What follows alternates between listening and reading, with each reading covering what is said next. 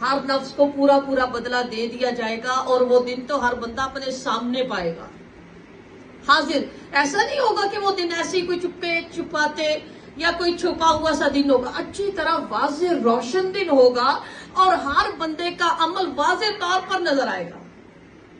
یہاں تک کہ روایات کہتی ہیں کہ اگر کوئی بندہ حساب کتاب ہونے کے بعد، نامہ اعمال بٹ جانے کے بعد اگر کوئی بندہ کامیاب ہو جائے گا نا، تو فرشتہ اس کو ٹیلے پہ کھڑا کرے گا، اونچے ٹیلے پہ۔ بعض کے مطابق کہتے ہیں فرشتہ منادی کرنے والا خود بھی اونچی جگہ پہ کھڑا ہوگا اور کہے گا فلاں ابن فلاں کامیاب ہو گیا۔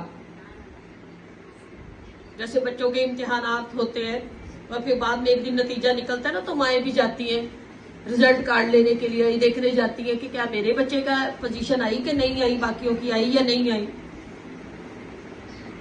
منادی اچھی طرح کرے گا، بتائے گا فلاں ابن فلاں، فلاں بنت فلاں، فلاں شخص کی بیٹی فلاں کا نام بولا جائے گا۔ یعنی کہ کوئی یہ نہیں سمجھا جائے گا کہ اس دن تو بہت رش ہوگا، کسی کو نہیں پتا چلے گا کسی کا کہ آیا کہ وہ کامیاب ہو گیا یا وہ نامراد ہو گیا، نہیں، ہر بندے کا الگ الگ منہ ذرا حاضر پائے گا، سامنے دیکھ رہا ہوگا، دن بھی روشن چمکتا ہوا الگ واضح، 50,000 سال کا ایک دن، اور اس کو اپنی مخلوق اکٹھی کرنے میں اس دن کچھ مشکل نہیں۔